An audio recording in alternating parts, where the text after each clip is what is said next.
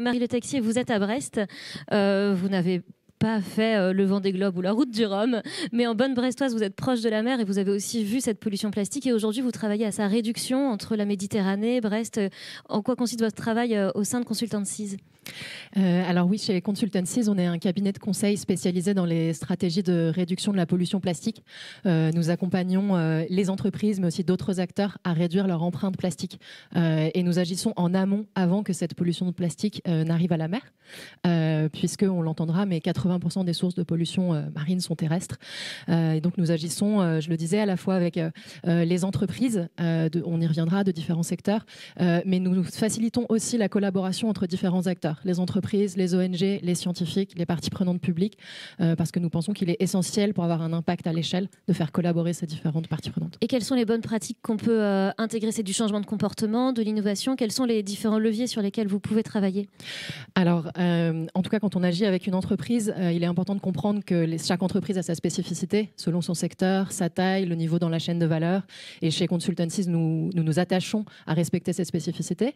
Mais malgré tout, ce que l'on peut dire dans la mise en œuvre, en tout cas des solutions, c'est qu'on respecte, nous, à chaque fois, le principe de la hiérarchie des déchets. Donc, le meilleur déchet, c'est celui qu'on ne produit pas. Et donc, on cherche à éviter avant tout ou à réduire le plastique. Si l'on ne peut pas le réduire, on cherche à le réemployer, le réutiliser, à lui donner plusieurs cycles de vie. Et si ce n'est pas possible, on le recycle. Et enfin, on le transforme en énergie, si jamais il n'est pas recyclable. Et en respectant cette pyramide et cette hiérarchie, on met en place des solutions qui, on pense, font sens et vont dans le bon sens de l'innovation. Ces bonnes pratiques, si on peut retrouver Roland Jourdain, vous êtes parti de l'aventure Plastique Odyssée avec Simon Bernard qui était en duplex depuis Lisbonne, ici, lors de la séance d'ouverture de Plastique Changement de Cap. C'est pour la mise en œuvre justement de solutions low-tech et comment est-ce qu'on peut, avec des toutes petites solutions, réussir à déjà solutionner ce problème?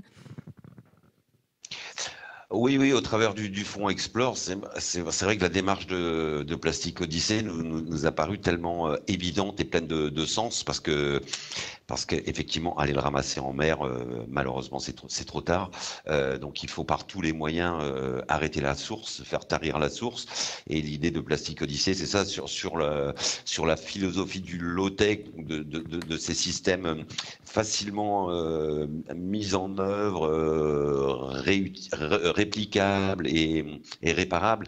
C'est alimenté au travers des différents bassins dans le monde entier, les populations locales, comprendre les problématiques, comme le disait Marie Texier, on n'a pas les mêmes sources de plastique partout et on a différentes solutions potentiellement pour endiguer tout ça, mais c'est surtout proposer à des populations locales de créer des petits modèles économiques pour empêcher que tout ça parte dans l'eau, puisqu'il ne faut pas que ça parte dans le ruisseau, il ne faut pas que ça parte dans la rivière, tout ça arrive à la mer.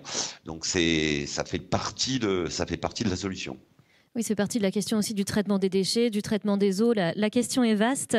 On va passer à la suite de l'émission. Merci beaucoup à tous les deux. Et j'invite nos spectateurs à ne pas hésiter à nous envoyer des questions par SMS. Nous avons un numéro de téléphone. Si jamais vous voulez poser des questions à Marie, à Roland ou aux autres participants de notre émission, n'hésitez pas.